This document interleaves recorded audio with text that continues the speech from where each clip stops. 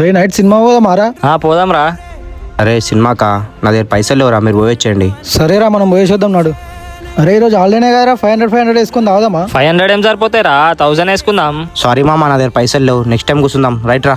వీడేందిరా పైసలు పెట్టుకొని పైసలు లేనట్టు యాక్టింగ్ చేస్తాడేంది ప్రతిసారి? అరే ఎప్పటి నుంచో ప్లాన్ వేసినాం, ఈసారి పక్కా ట్రిప్కి పోవాలి మనం. ట్రిప్కా? రే ఈసారి నువ్వేం చెప్పకరా, పక్కా రావాలి ట్రిప్కి. అరే మా ఇంట్లో ఒకసారి అడగాలరా. సరే నాడు, నేను కూడా వస్తా, అడిగేసొద్దాం. అరే కూర్చోరా, మా డాడీని అడిగేసి వస్తా. సరేరా. డాడీ చెప్పురా, ఒక 5000 ఉంటే ఇస్తావా? ఫ్రెండ్స్ తోటి బయటికి పోతున్నా. చూస్తున్నావు కదా అమ్మకి హెల్త్ బాగాలేకపోయినా టాబ్లెట్లతో మేనేజ్ చేస్తున్నాం. హాస్పిటల్ పోనీకి కూడా పైసలు లేవురా, జర అర్థం చేసుకో. ఇప్పుడు 5000 అంటే కష్టం. సరే సరే డాడీ. ఏమైందిరా పైకి వచ్చేసినావు? సారీ మామా. ఏమైందిరా?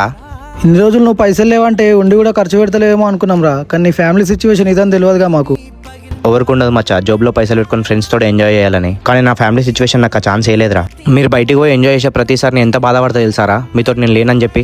కానీ ఏం చేస్తాం, నా ఫ్యామిలీ సిచ్యువేషన్స్ అట్లున్నాయి. సారీ రా. రేయ్ కొత్త సారీ చెప్తున్నారా సాలే?